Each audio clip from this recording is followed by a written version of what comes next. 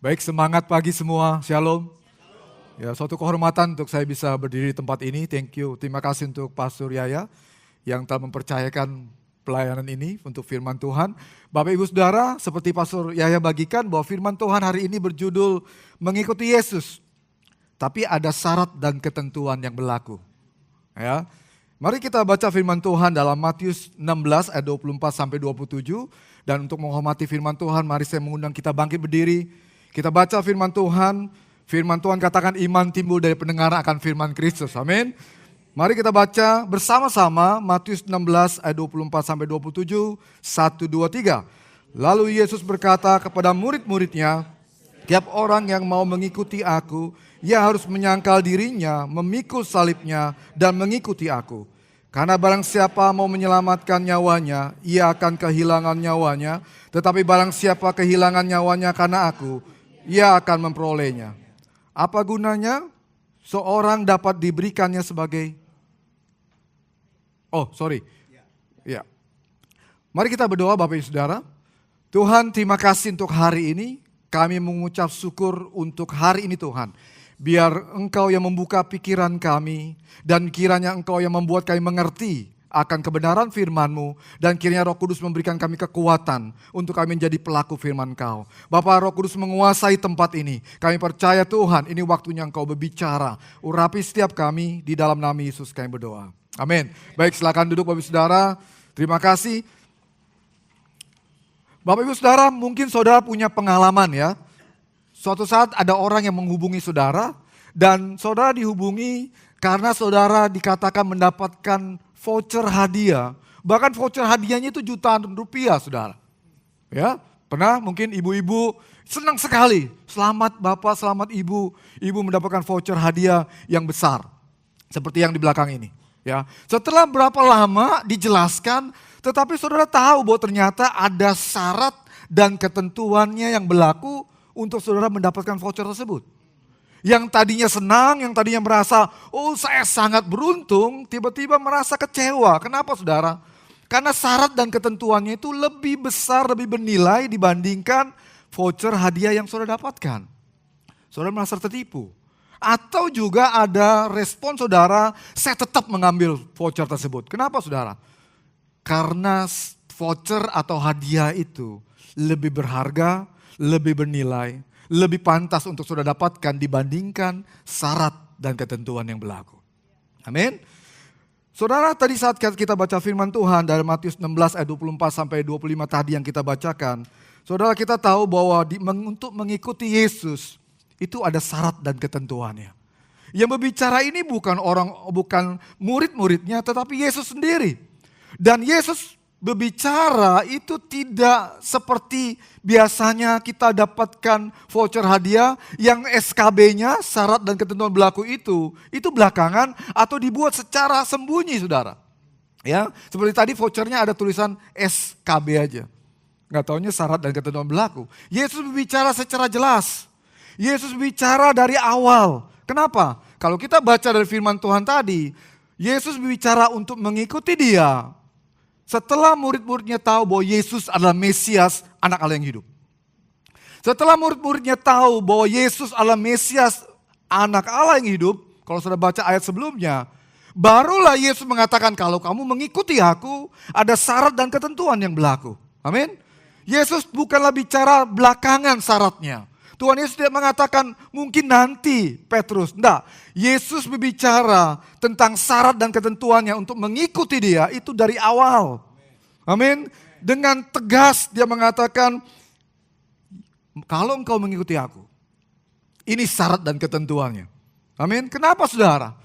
Kenapa kita perlu tahu syarat dan ketentuannya? Kenapa Allah menghendaki, Yesus menghendaki kita tahu? Karena supaya jangan kita berpikir setelah kita bertahun-tahun ikut Tuhan, ternyata kita masih jalan di tempat. Atau kita mungkin berpikir kita udah ikut Tuhan, Yesus ke kiri, kita ke kanan. Karena kita berpikir kita udah mengikuti Tuhan. Dan Yesus hendak menjelaskan pada kita hari ini bahwa syarat dan ketentuan yang berlaku itu berlaku untuk kita sampai hari ini. Amin. Setiap kita yang mengikuti Yesus, kita perlu tahu syarat dan ketentuannya. Dan di sini dikatakan saudara, supaya kita tahu dengan benar dan mempersiapkan diri kita. Supaya apa saudara? Supaya kita tidak kecewa. Mungkin banyak orang yang mengatakan kalau begini aku ikut Tuhan, aku gak mau. Kalau begini aku ikut Tuhan, lebih baik aku tinggalkan. No, Yesus mengatakan dari awal. Amin. Mari kita siapkan hati kita. Apa sih mengikuti Yesus itu, saudara? Saudara, arti mengikuti Yesus itu ada dua artinya. Posisi dan arah tujuan. Amin. Mengikuti Yesus bicara tentang posisi kita. Apa posisinya? Posisi kita itu di belakang Yesus. Mengikuti Yesus bukan berarti, Yesus kamu ikut aku. Mengikuti Yesus kita ada di belakang. Seperti gambar yang selanjutnya. Saudara, gambar yang tadi. Next. Saudara, kalau saudara lihat gambarnya, saat kita mengikuti Yesus itu kita di belakang. Bukan di depan. Artinya apa? Artinya mengikuti Yesus itu bicara tentang melihat apa yang Yesus lakukan. Bagaimana kehidupan dia. Apa yang dia katakan. Itu mengikuti Yesus. Berarti posisi kita di belakang Yesus, bukan di depan. Bukan berarti katakan Yesus ikuti aku. Enggak, kita di belakang saudara. Dan arti mengikuti Yesus bicara juga tentang arah tujuan. Kita berjalan mengarah kepada Yesus. Kita berjalan menuju Kristus bicara tentang bagaimana kita mengikuti dan meneladani. Arti mengikuti Yesus bicara tentang melihat dan meneladani apa yang Tuhan Yesus sudah lakukan. Mengikuti Yesus bukan hanya sekedar kita beribadah. Mengikuti Yesus bukan berarti saya sudah melayani. Tapi mengikuti Yesus adalah melihat apa yang Yesus lakukan dan meneladani dalam kehidupan kita. Itu yang Yesus lakukan. Amin. Mengikuti Yesus bukan suatu hal yang murahan. Kita mengikuti Mesias, anak Allah yang hidup. Saudara, untuk mendapatkan voucher jutaan rupiah ada syarat dan ketentuan. Apalagi kita mengikuti Raja segala Raja. Kita mengikuti Yesus, yaitu Mesias, anak Allah yang hidup, saudara. Dan Yesus katakan seperti ini dalam Yohanes 5 ayat 19. Maka Yesus menjawab mereka, katanya, aku berkata kepadamu, sesungguhnya anak tidak dapat mengerjakan sesuatu dari dirinya sendiri, jikalau ia tidak melihat Bapa mengerjakannya. Sebab apa yang dikerjakan Bapa, itu juga yang dikerjakan anak. Amin. Yesus menjadi teladan dalam kehidupan kita. Yesus kita melihat apa yang dia lakukan dan kita melakukan. Karena Yesus sendiri katakan, aku tidak mengerjakan apa yang aku kerjakan sendiri, tetapi aku mengerjakan Bapa. Yesus menjadi teladan dalam kehidupan kita. Dan kalau kita mengikuti Yesus, kita juga perlu melihat apa yang Yesus lakukan. Dan apa yang dia kerjakan, itu yang kita teladani. Amin. Akan tetapi pertanyaannya, apakah mudah mengikuti Yesus? Pertanyaannya gampang, jawabannya perlu perenungan saudara. Apakah mudah kita mengikuti Yesus? Dan untuk itu Yesus mengajarkan syarat dan ketentuannya supaya kita bisa mengikuti Yesus. Amin. Tidak mudah bukan berarti tidak mungkin. Kita bisa lakukan itu. Dan Yesus mengajarkan seperti ini. Lalu Yesus berkata kepada murid-muridnya, setiap orang yang mau mengikuti aku, ia harus menyangkal dirinya, memikul salibnya, dan mengikuti aku, saudara. Menyangkal diri bukan bicara seperti ini. Setelah saya terima Yesus, biasa saya dipanggil Ali, saudara. Setelah saya menerima Yesus, nama saya bukan Ali lagi, tapi Yohanes. Itu bukan sekedar menyangkal diri. Menyangkal diri bukan berarti saudara mengganti cara, mungkin sisir rambut saudara, ganti gaya baju saudara. No, menyangkal diri bicara tentang menolak dengan tegas untuk mengandalkan diri sendiri. Dan menolak dengan tegas mementingkan diri sendiri. Itu menyangkal diri. Menyangkal diri bicara tentang berhenti mengandalkan diri kita sendiri. Berhenti untuk mementingkan diri sendiri. Artinya apa? Artinya kata menyangkal diri itu dikatakan oleh Yesus itu suatu perintah. Itu bukan pilihan. Itu bukan saran. Yesus katakan jika kamu mau mengikuti aku, dikatakan ia harus. Kata harus ini perintah.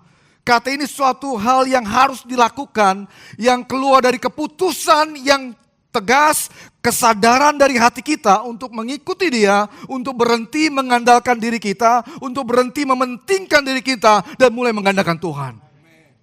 Kapan kita mulai mengandalkan Tuhan dalam kehidupan kita?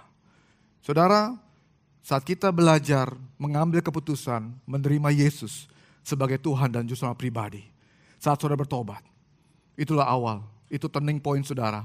Saudara mulai belajar, saya berhenti mengandalkan diri saya supaya saya layak masuk surga.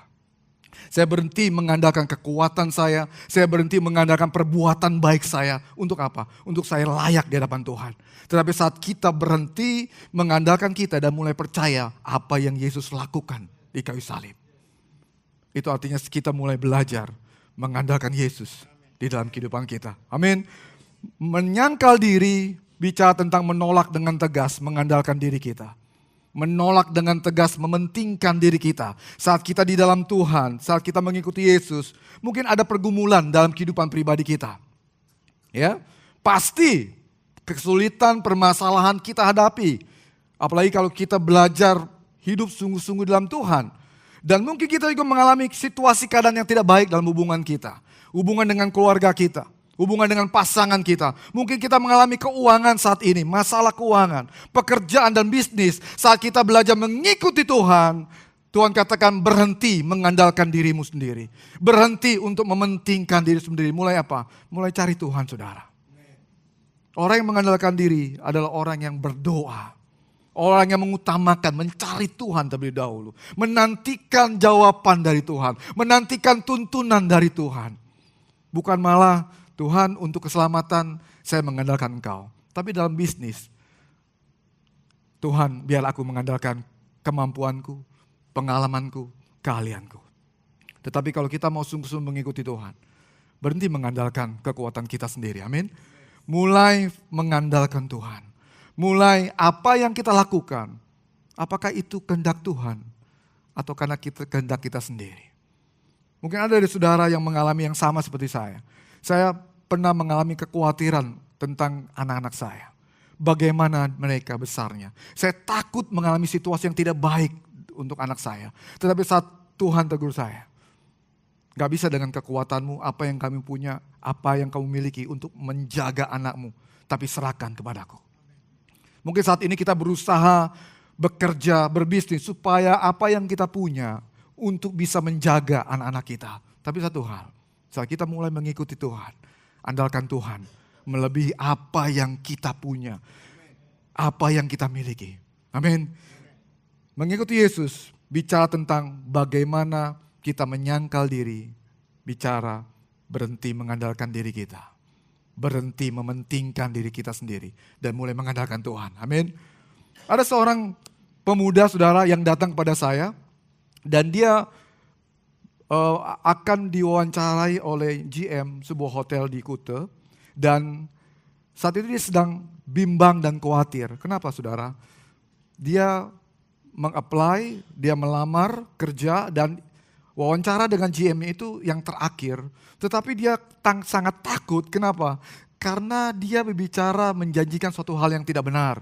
Artinya apa? Dia katakan dia lulusan SMA. Ternyata dia nggak lulus, saudara. Dan hotel minta ijazahnya. Fotokopi ijazah kamu mana? Dan dia datang ke saya tuh, Pak, saya khawatir, saya takut. Kenapa? Saya nggak punya ijazah. Dan kita bimbing dia, kamu mengandalkan dirimu sendiri supaya kamu diterima. Kita bimbing dia bertobat dan dia mulai katakan, kamu siap situasi apapun yang diambil oleh GM tersebut. Kamu harus siap. Karena memang kenyataannya kamu tidak kualifikasi. Besoknya dia datang kepada GM-nya. Dan dia mengatakan, Pak, saya minta maaf. Karena saya sudah berbohong. Saya tidak punya ijazah SMA. Dan GM-nya mengatakan begini, enggak apa-apa, khusus kamu, is okay. Kamu bisa tetap kami kerja di sini. Saudara, mungkin suatu hal yang simpel, tapi saat kita mengandalkan Tuhan, justru dari perkara-perkara yang kecil, Tuhan akan mempercayakan perkara yang besar. Amin. Apa sih yang kita gumulkan hari ini? Apa yang kita sedang doakan? Apa yang kita nantikan, terobosan apa dalam kehidupan kita? Mari saat kita mengikuti Yesus, andalkan Tuhan. Andalkan apa yang Dia bisa lakukan dalam kehidupan kita. Amin. Firman Tuhan katakan dalam Galatia 2:20. Namun aku hidup, tetapi bukan lagi aku sendiri yang hidup. melainkan Kristus yang hidup di dalam aku, dan hidupku yang kuhidupi sekarang dalam daging adalah hidup oleh iman dalam Anak Allah yang telah mengasihi aku dan menyerahkan dirinya untuk aku. Amin. Saat kita percaya kepada Kristus, bukan diri kita lagi, tetapi Kristus yang tinggal dalam hidup kita. Dan Tuhan katakan, aku menyertai engkau senantiasa. Saya percaya menyangkal diri, berhenti mengandalkan diri kita. Berhenti mementingkan diri kita sendiri. Dan mulai melihat bagaimana pekerjaan Tuhan yang besar yang terjadi dalam hidup kita. Amin. Yesus memberikan satu syarat pertama, yaitu menyangkal diri. Menyangkal diri atau perintah, saudara. Yang keluar dari keputusan kesadaran dari diri sendiri. Untuk mulai submit dalam kehendak Tuhan. Yang kedua dikatakan kita pikul salib. Ya. Pikul salib bicara bukan berarti kita hanya sekedar menghidupi kegiatan-kegiatan keagamaan, ya.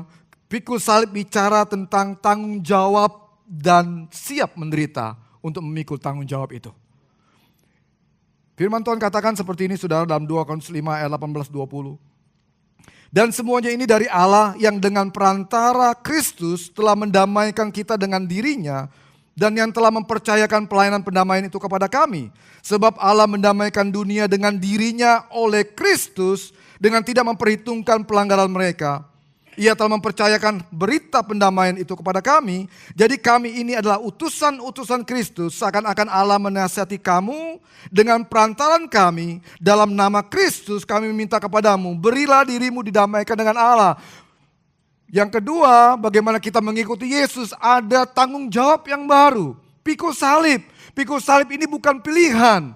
Pikul salib ini adalah suatu keputusan kita, suatu keharusan kalau kita mengikuti Raja dari segalanya.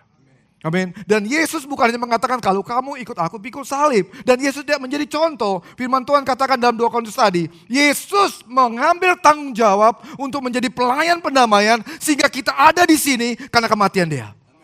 Amin. Pelayanan pendamaian yang diberikan bukan hanya sekedar apa yang Yesus lakukan, tetapi juga kita perlu lakukan dalam kehidupan kita. Pelayanan pendamaian berarti kita mendamaikan orang kepada Tuhan. Pelayanan pendamaian bukan hanya sekedar kita melayani, itu pelayanan hari Minggu, tapi pelayanan pendamaian adalah mendamaikan Allah. Bagaimana mendamaikan manusia, kita, orang lain kepada Tuhan. Amin.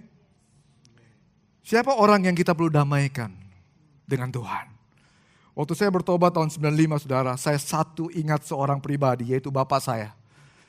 Bapak saya dari latar belakang yang berbeda. Dan saya hanya berdoa, Tuhan, tolong jangan panggil dia sebelum dia percaya kepada Engkau, Tuhan. Siapa orang yang saudara perlu doakan saat ini? Saudara perlu damaikan orang itu kepada Tuhan. Mungkin orang tua saudara. Ada orang tua saudara yang belum percaya. Dan kita tahu kemana dia mati nanti, saudara. Mungkin kakak atau adik saudara. Mungkin teman bisnis. Mungkin ada teman kantor saudara. Atau mungkin teman kampus saudara. Yang dimana saat kita mengikuti Kristus, kita perlu juga menjadi pelayan pendamaian buat mereka. Amin. Mengikuti Yesus berarti memikul tanggung jawab. Bukan berarti kita menyangkal salib memikul diri. Ya, banyak orang mengatakan Tuhan saya mau ikut Engkau, tapi saya mau menyangkal salib, memikul diri saya. Terbalik saudara. Mengikuti Yesus adalah mulai menyangkal diri, pikul salib. Ini Yesus yang benar saudara. Mesias, anak Allah yang hidup. Saudara, ada satu cerita, karena saya dari Bali saudara, ada cerita seorang pemuda yang bernama Andrew Chance. Mungkin saudara tahu. Andrew Chance ini dikenal sebagai salah satu anggota Bali Nine. Saudara tahu ceritanya Bali Nine? Bali Nine itu cerita seorang sindikat narkoba yang ditangkap di Bali karena menyelundupkan narkoba. Tahun 2005, saudara. Dan Andrew Chance ini salah satu anggotanya dan dia divonis hukuman mati. 2015 Andrew Chance ini dihukuman mati, ditembak. Tetapi saudara tahu dari 2005 sampai 2015 saat Andrew Chance mulai dilayani di lapas Kerobokan di Bali. Dia berjumpa dengan Tuhan. Dia mengalami Tuhan dan dia bertobat saudara. Dan apa yang dia lakukan? Dia mulai melayani orang-orang di sekitar dia. Dia memberitakan tentang Injil Kristus. Dia membawa banyak orang-orang yang belum bertobat, itu bisa menjadi percaya melalui Andrew Chance. Dan salah satunya ada seorang pemuda yang menjadi percaya, dan setelah dia keluar dari lapas, ya, seorang pemuda ini akhirnya tidak meninggalkan iman dia, walaupun dia latar belakang yang berbeda. Dan akhirnya singkat cerita, seorang pemuda ini menjadi pendeta dan melayani. Ini Andrew Chance, saudara. Dan yang luar biasa kenapa saya bisa ceritakan ini, saya bersyukur bulan Maret kemarin saya ketemu dengan orang pemuda ini yang menjadi pendeta, saudara. Dan dia menceritakan, saya bertobat karena saya dilayani oleh Andrew Chance. Dan orang ini adalah adik kelas saya di Fakultas Hukum Udayana, saudara. Dia menceritakan. Saya mau kasih tahu saudara kebenarannya adalah, jika Tuhan memakai Andrew Chance, seorang terpidana mati, sehingga begitu banyak orang yang percaya, dari satu benih yaitu Kristus yang mati, bisa menyelamatkan begitu banyak orang melalui satu pemuda ini. Bagaimana Tuhan bisa mau memakai saudara dan saya? Tuhan mau memakai setiap kita. Amin. Setiap kita yang mau mengikuti Yesus, Tuhan mau pakai kita menjadi pelayan pendamaian. Begitu banyak orang di luar sana yang menantikan kabar baik buat kita. Tuhan bisa memakai saudara dan saya. Bukanlah sekedar kita beribadah hari Minggu, tetapi pelayanan pendamaian itu saat kita melayani orang, mendoakan orang, mendamaikan orang untuk mereka bisa didamaikan dengan Allah. Tuhan memakai Andrew Chance, dan saya juga percaya setiap kita jemaat di sini, Tuhan bisa pakai saudara. Dengan segala keadaan, situasi yang mungkin saudara alami, Tuhan tahu 2015 Andrew Chance akan dihukum mati, tetapi selama dia belum dihukum mati, dia bisa dipakai Tuhan. Kita nggak tahu hidup kita, tapi selama kita hidup, amin, pelayanan pendamaian, kita perlu damaikan orang sekitar kita untuk datang pada Tuhan. Amin. Dan Yesus katakan yang ketiga, saudara, bagaimana kita mengikuti dia, yaitu mengikuti aku, saudara. Kata mengikuti aku ini bukan bicara tentang pengulangan kata. Mengikuti aku bicara tentang suatu tindakan yang dilakukan dan yang diputuskan hari demi hari untuk tetap mengikuti dia. Perintah Yesus mengikuti aku bicara tentang kesetiaan kita. Kita bukan hanya beriman, bukan hanya faith, tapi juga faithful. Kita juga setia. Situasi keadaan apapun yang kita alami, keadaan yang buruk yang kita alami, Tuhan ingin tetap setia. Amin. Bukan karena Tuhan menjawab doa kita, kita setia. Bukan karena sakit kita disembuhkan, bukan karena keuangan kita alami terobosan, bukan berarti mungkin pergumulan kita Tuhan tolong, tapi kita tetap setia karena siapa dia dalam kehidupan kita. Amin. Dia adalah Mesias, anak Allah yang hidup. Mengikuti Yesus bicara tentang kesetiaan. Tuhan, walaupun saya belum dijawab doa saya, walaupun mungkin saya belum melihat ada terobosan dalam masalah saya, tapi karena Engkau Mesias, anak Allah yang hidup, saya tetap setia kepada Engkau. Dan saya mau katakan sama saudara, Tuhan ingin kita mengikuti Dia. Bagaimana kita menyangkal diri kita. Bagaimana kita berhenti mengandalkan diri kita. Berhenti mementingkan diri kita. Tuhan ingin kita memulai memikul salibnya. Ada pelayan pendamaian dalam kehidupan kita. Dan Tuhan katakan inginkan kita setia.